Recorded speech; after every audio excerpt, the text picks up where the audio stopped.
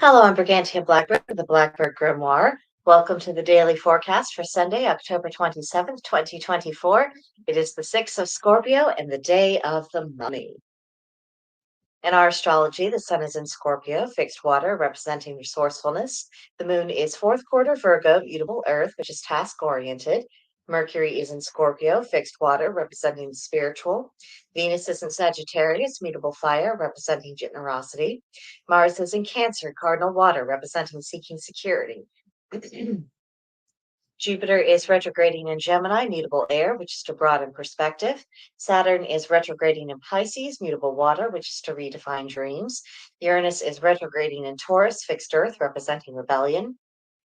Neptune is retrograding in Pisces, mutable water, which is spiritual awakenings. And Pluto is in Capricorn, cardinal earth, representing reconstruction.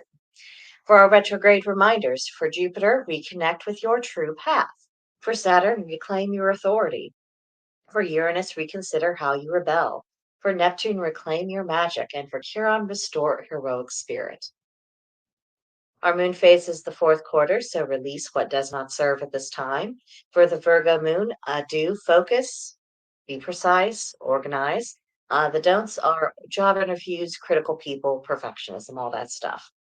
On this day of the sun, the solar Scorpio resourcefulness is working in concert with the organized lunar Virgo, and that adds up to a highly productive Sunday.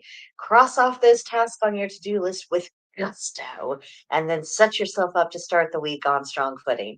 Remember, Samhain is on Thursday, so prepare now. This is probably going to be your last day to where you can really get a lot of stuff up and running. So make sure you're ready to go. Do not make our celebrations a stressful event. Preparation makes everything possible.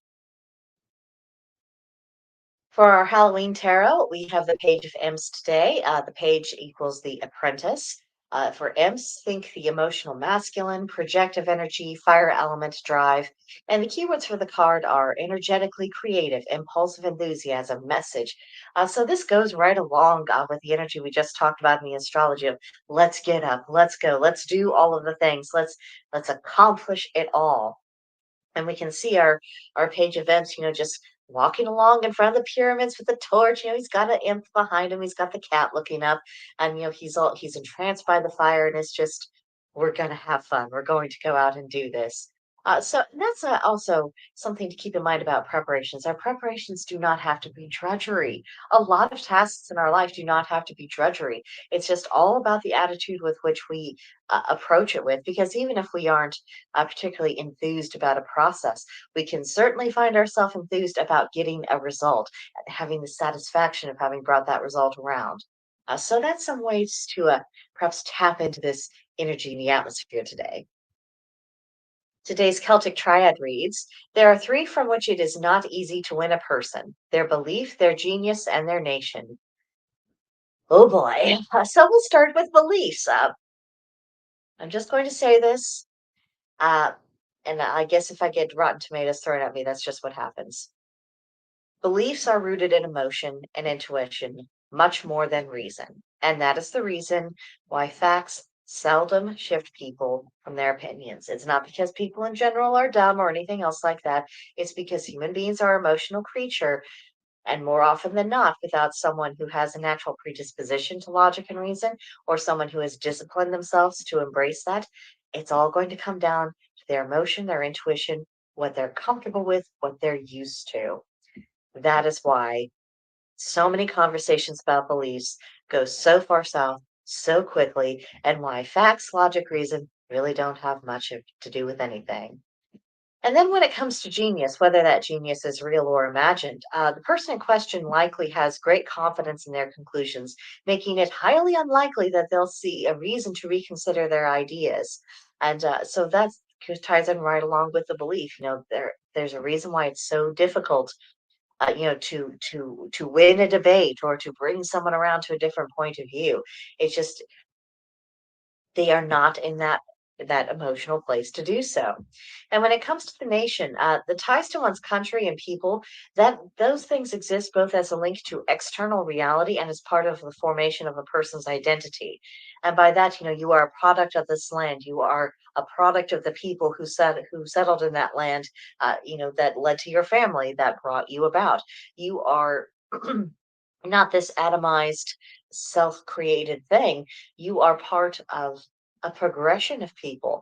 You are part of a larger tradition. You are part of something that was bigger. And yes, it is arbitrary what you were born into. There are arbitrary things in life, there are arbitrary things in nature. Being upset about it is not going to make us free of these things. It's certainly not going to make them cease to exist. And to detach people, from their country, their people, their traditions, everything else, that is an artificial process of deliberate and malicious manipulation.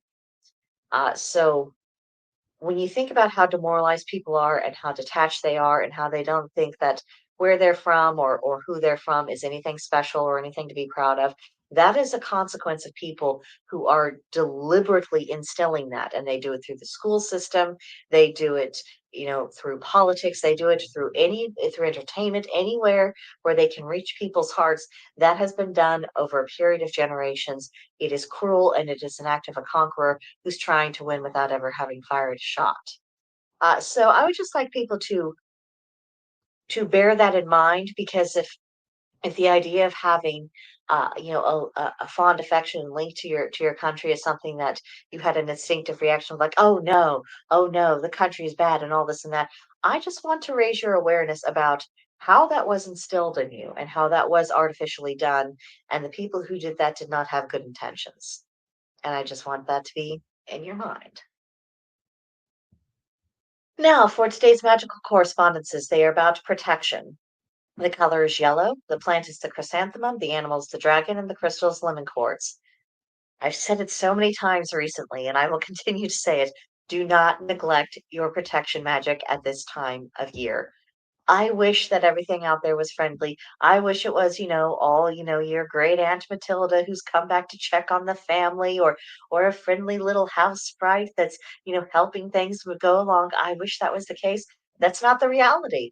And we deal with reality around here, not what our wishes and hopes are. So don't neglect your protection magic.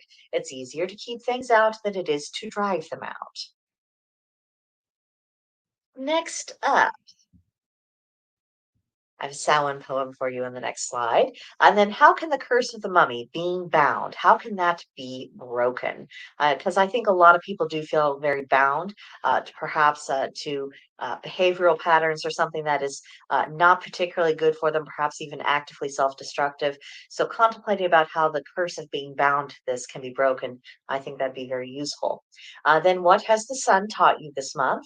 Has studying solar energy taught you something about your external self? And today is a planning day, so finalize the pre-Samhain to-do list and then accomplish that list if possible.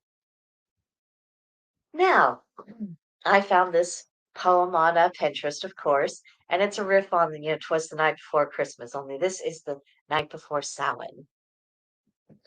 "'Twas the night before Samhain, and all through the house not a creature was stirring, except for my spouse. The incense it burned in his cauldron so black, for witchcraft and magic he'd a wondrous knack. The circle was drawn with the athame of power, the guardians were called to each quarter tower. The lord and lady attended our rite, in wonder and glory and power and might. The dearly departed came as our guest, to live once again after their rest. We bade them good-bye with a tear in our eye, such a lovely presence of loved ones so nigh. The candles danced in the flickering light, with the great rite we bid them all a good night. The guardians thanked, have all sped away, the lord and lady are thanks for the day. On the night before Samhain, God's blessed this house, a circle of wonder round me and my spouse. And I thought it was just very sweet. And I also think it's nice to not limit ourselves and not allow ourselves to do adaptations of familiar things that are into something that's more meaningful immediately to us. That's why I love "'Twas the Night Before Samhain."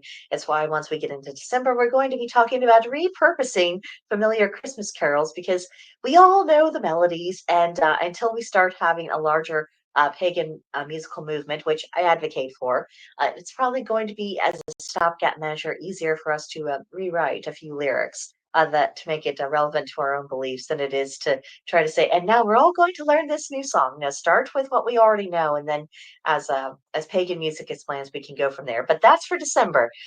For not right now, as we're just days away from Samhain, have you ever written a poem about Samhain? Have you done anything like this? Would you like to? Is that a challenge you would like to take on? Maybe you could. And if you do, please share. And then for our journal prompt, what can gods of the dead teach the living? Now, I said gods very specifically. I meant in the masculine. So, what do you think they have to teach us? Because generally, we only tend to think of them in reference to their duties to the dead or their involvement in the process of death or having to do with the afterlife, and that's all well and good, but that doesn't mean that they have nothing to teach us now while we're alive. So what are those lessons? And on that note, I would wish you a magical and a delightfully spooky day. Have a fun one. Let me know what you think about all this in the comments, and I will see you guys in the next one. Bye for now.